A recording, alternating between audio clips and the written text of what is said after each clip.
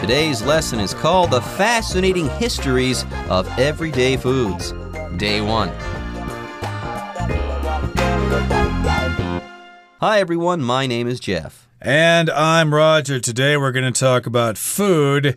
And oftentimes when people talk about food, they try to talk about new, unique dishes that they just tried recently on an exotic trip somewhere to Europe or the Middle East or something like that. But we're not going to be talking about unique cuisine in today's program so much. We're going to talk about everyday foods like corn, hamburgers, and potatoes. Who wants to talk about those boring foods? But hey, there's actually kind of a fascinating story behind them. You're telling me that there is a fascinating story to be had behind corn, hamburgers, and potatoes? I am telling you that, absolutely. But those are normal, run-of-the-mill, humdrum foods. How interesting can their stories be? Yeah, I guess you'll have to listen to our program today to try to find out how interesting we're going to make everyday foods like corn, hamburgers, potatoes, rice, noodles, you name it. How amazing. I'm intrigued. I'm interested. Not only are these stories apparently going to be interesting, they're going to be fascinating. So guys, without further ado, let's get started, okay? I want to know how the history of corn and hamburgers and potatoes and stuff like that is fascinating. How this history could ever be fascinating. And we're going to talk about that right after our break, so don't go away. The fascinating histories of everyday foods. Humble everyday foods like corn, hamburgers, and potatoes seldom inspire the curiosity afforded to more exotic fare. However, don't let their commonness deceive you. Many of these basics have some remarkable stories behind them. Here are 5 common foods with histories that might surprise you. 大家好，今天第一个单字我们看到的是 fascinating。这个字当作形容词，代表非常有趣的或是迷人的、吸引人的意思。例如 Jessica is conducting some fascinating research into the nature and meaning of dreams.Jessica 在进行一些关于自然和梦境意义的有趣研究。接下来我们看到的单字是 curiosity。这个字当作名词，它有好奇心或是求知欲的意思。所以我们可以说 With great curiosity, Nora opened the box that her boyfriend had given her. Nora 非常好奇地打开她男友送她的盒子。再来我们看到的单字是 exotic。这个字当作形容词，代表奇特的或是异国风情的意思。例如The new zoo promises to show lots of exotic plants and animals. 新的动物园保证会有很多奇特的动植物。接下来我们看到的单字是 deceive。这个字当作动词，它有欺骗、蒙骗的意思。例如 Ellen 很快就会相信他人，所以要骗到他很容易。英文可以这么说 Ellen trusts people too quickly, so it is easy to deceive him. 再来我们看到的单字是 remarkable。这个字当作形容词，代表非凡的或是引人注目的意思。所以我们可以说 The children show remarkable ability in learning new languages. 儿童在学习新语言方面展现出非凡的能力。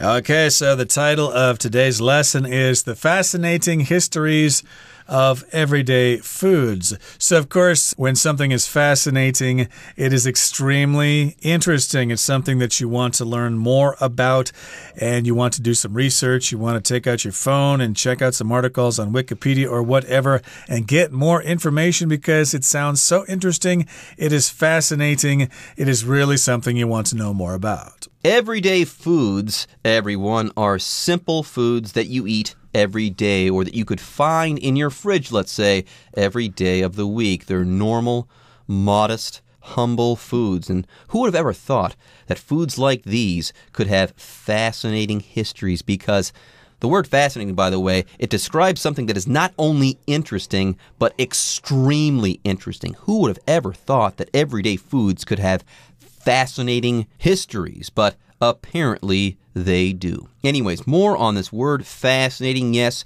if something is fascinating, that thing is extremely interesting. But there's more. If something is fascinating, it catches and then also holds your attention so that you guys, you can't turn away from this thing. It's just that interesting. It's just that fascinating. You could say something like, that film was fascinating. It changed my entire worldview. Anyways, so let's go ahead and get down to business and start learning about these fascinating histories. The first sentence of our article says, humble everyday foods like corn, hamburgers, and potatoes seldom inspire the curiosity afforded to more exotic fare. And I believe that Roger touched on this point during the introduction. Yes, humble everyday foods like corn, hamburgers, and potatoes, they don't get good press, okay? Exotic fare or exotic foods, they're the ones that get the attention, not simple things like corn and hamburgers and potatoes, but apparently these foods do have fascinating histories, or fascinating stories, I should say, behind them. Now, before we move on, let's talk about two vocabulary words. The first of these is the word curiosity. Curiosity is the state of being curious, and if you are curious, you just want to learn about things. You have a desire to learn new stuff. Then we also have this word exotic. The word exotic describes something that is unusual or different in a good and interesting way. If something is exotic, this thing is strange in a way that is exciting. Now, more generally, exotic things are things that come from a country that is far, far away. Exotic things come from foreign countries, and these exotic things, are usually strikingly different from what you see on a daily basis. Now, if I were to open up my refrigerator, I could probably see things like corn and hamburgers and potatoes. So these things are not exotic to me. More exotic foods, though, they might not have the histories that these normal foods have, and that's what we're going to be talking about today. Now, that being said, before we move on, I want to make one more note, and then I'll end it. Okay, in this sentence, we have the word seldom. Seldom is the adverb. The word seldomly does not exist, okay? The word is seldom. It means rarely. But the word seldomly, it does not exist. So take that out of your vocabularies right now. Indeed. So to summarize that sentence, it just basically means people aren't as curious about common everyday foods as they are about exotic fare. Okay, fair enough. People like to talk about exotic food. It gets people more attention. You get more likes on Facebook and stuff like that if you take pictures of exotic food that you ate on your recent holiday to Italy. Are you saying you didn't like my selfie with the potato there? Yeah, I was like, why should I like that? Potatoes are just so common. It's a vulgar, humble kind of food. Who would press like for that? But in any case, let's move on now to the next sentence. However, don't let their commonness deceive you. Okay, don't let the fact that they are common, or don't let the fact that they are humble everyday foods deceive you. Here, the word deceive means to fool you or to trick you into believing something that is not true. So indeed, because they are so common, you should not believe that their stories are interesting, or you should believe they are interesting. You shouldn't believe that they're boring. So yes, don't let the commonness of corn, hamburgers, and potatoes fool you or deceive you, because many of these basics have some remarkable stories behind them. So here we've got the word basic, and basic as a noun here just refers to something that is basic, something that is the foundation of something. So indeed, if you are having exotic food, for example, oftentimes you do have common food as part of the meal, okay? You just have to have it there, like pasta for Italian dishes, or corn for certain kinds of Western cooking, or rice is very common in exotic Chinese dishes. You've got to have your rice there. Even though the rest of the food is exotic, you still have to have something common like rice there. These basics, these basic foods, these staples, okay, even though they're common, they do have some remarkable stories behind them. That's what the article says. Now, this particular sentence, and the word remarkable in particular, it's bringing something to my mind. For some reason, I'm thinking of a place that I've never heard of or seen before. It makes me think of pheasant island. Apparently, there's a notable agreement called a condominium between France and Spain having to do with Pheasant Island. I don't know where this information is coming from, but one way or another, yes, I'm thinking of all of these things, and in particular, I'm thinking about the word notable and how the word notable means about the same thing as the word remarkable. Yes, the word remarkable means notable. If something is remarkable, it's worth paying attention to. It's worthy of notice. It's notable. Anyways, that's enough explaining for now. Let's get to the heart of the matter. Everyone, here are 5 common foods with histories that might surprise you. Yes, the foods, they're coming up soon. The first of these will be potatoes, and we'll start talking about potatoes right after a break. Potatoes. Although it's prevalent in European cooking today, the potato actually originated in South America. In fact, native South Americans had been cultivating potatoes for around 10,000 years by the time Spanish colonizers arrived on the continent in the 16th century. The easy-to-cook vegetable made its way to Europe by way of settlers returning home, where it thrived most in regions with rich soil and lots of rain. Versatile and full of nutrients, potatoes quickly became a key part of European cuisine. 第二部分我们看到的单字是 thrive。这个字当作动词，它有茁壮成长或是繁荣兴盛的意思。例如 Ted 的植物在它充满阳光的露台茁壮成长。英文可以这么说 Ted's plants thrived on his sunny patio。接下来我们看到的单字是 nutrient， 这个字当作名词，代表营养或是养分的意思。例如 A mother's breast milk has the important nutrients a baby needs。母乳含有婴儿所需的重要营养。今天最后一个单字我们看到的是 cuisine， 这个字当作名词，它有一国或一地的烹饪风格或是菜肴的意思。所以我们可以说 Alice loves Mexican cuisine, for it's generally quite spicy. Alice 喜欢墨西哥料理，因为它通常颇辣的。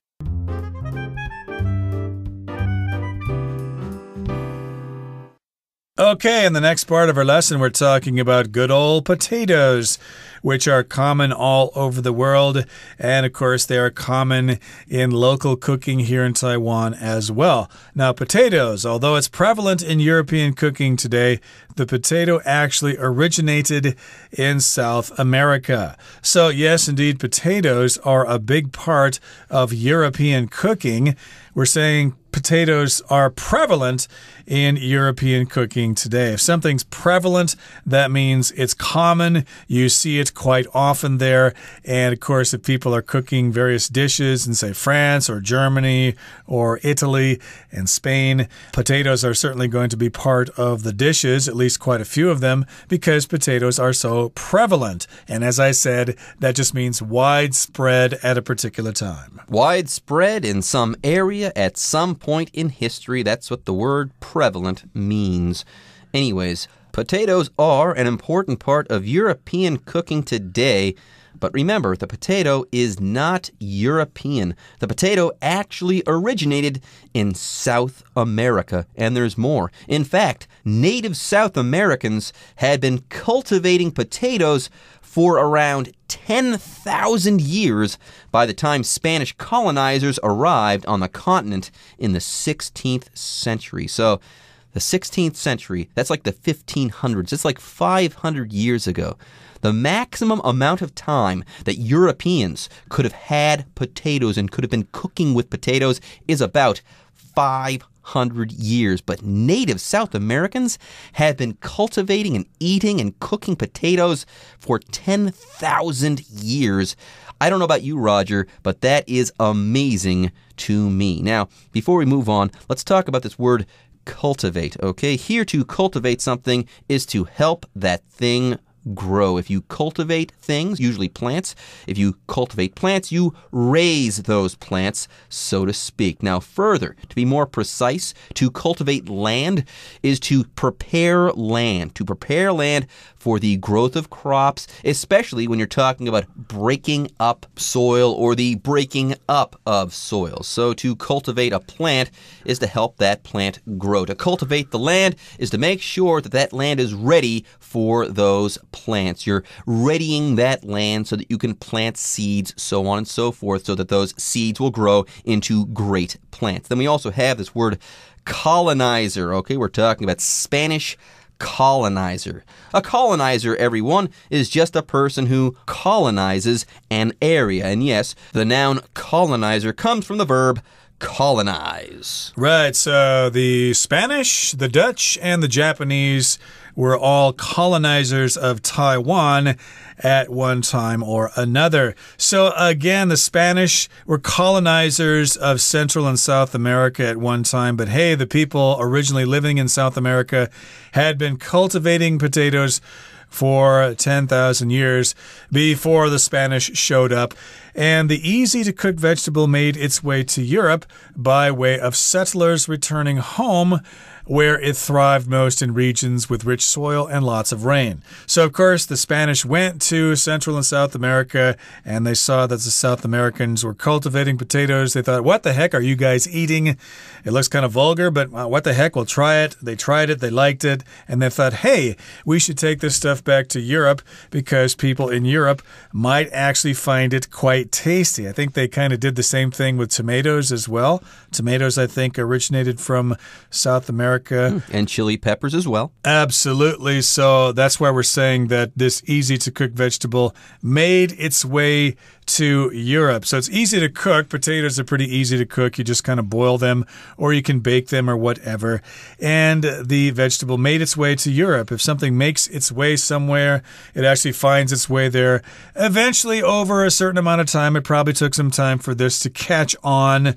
People just, aren't really willing to accept new things. So quickly it takes them a while to get used to it. And the vegetable, the potato, made its way there by way of settlers. These are people who were from Europe originally, and they decided to go live in Central and South America. And then eventually they thought, well, let's go back home. I'm getting kind of homesick. But hey, we need to take back some souvenirs to our friends and relatives there. So hey, let's take back some potatoes there.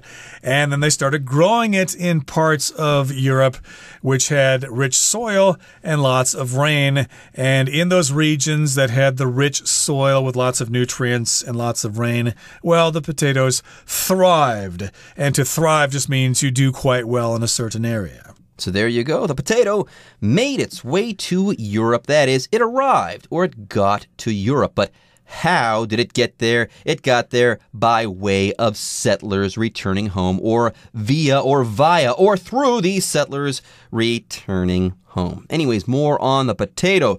Versatile and full of nutrients, potatoes quickly became a key part of European cuisine. Now, before we take a break, we've got three things to talk about. The first of these is the word versatile. If something is versatile, it's capable of doing many different things. Many different things can be done with potatoes, apparently. Now, further, we also have the word nutrients. When we're talking about nutrients, we're talking about the things that you need to eat or drink in order to be healthy. Yeah, nutrients are the things in food or the stuff that we consume, however you want to consume that stuff. Yeah, the nutrients are the things in food that are actually good for us or which provide benefits to our bodies. And last but not least, we've got the word cuisine. This one's simple. The word cuisine means food, or it refers to food. Now, to be more specific, though, specifically, cuisine refers to a type or a style of food, or a way of making food that is characteristic of a place, or a region, or a country, or something like that. All right, folks, with that, it's time for us to take a break. But don't go away. When we come back, we'll be talking about hamburgers. Hamburgers. The hamburger may be America's national dish, but it is not American in origin. Instead, it comes from 19th century Hamburg, Germany, where minced beef was mixed with onions and spices and then formed into patties. When they arrived in America, some German immigrants operated food carts that sold these Hamburg steaks without the bun. While the steaks were popular, they were messy to eat. Then, one clever cook had the idea of sandwiching the steak between two pieces of bread. Instantly, a modern classic was born. Okay, let's talk about hamburgers now. The hamburger may be America's national dish, but it is not American in origin. So if we think about American food, a lot of times we think of hamburgers, but it's not American in origin. It did not come from America originally. Instead, it comes from 19th century Hamburg, Germany, where minced beef was mixed with onions and spices and then formed into patties. So this is in the 1800s. We've got minced beef, which is kind of thinly sliced meat or ground down into small pieces, and they put onions in together with it, also spices, and they made it into little patties, which is just like a little piece of meat that's kind of flat. And when they arrived in America, some German immigrants operated food carts that sold these Hamburg steaks without the bun. So yes, you could eat these in America when the German immigrants were there operating food carts in, say, New York or Chicago or something like that. But they were selling these hamburger patties without the bread. A steak or a hamburger patty without a bun? How weird, how strange, how奇怪. Anyways, more on these steaks. While the steaks were popular, they were messy to eat because there was no bun. Then, one clever cook had the idea of sandwiching the steak between two pieces of bread. And there you go. That's where the bun was born and also the hamburger. That's where the hamburger, the modern hamburger, came from. How about that? Yes, instantly, a modern classic was born. All right, folks, with that, our time is up and it's time for you guys to hear from the Chinese teacher.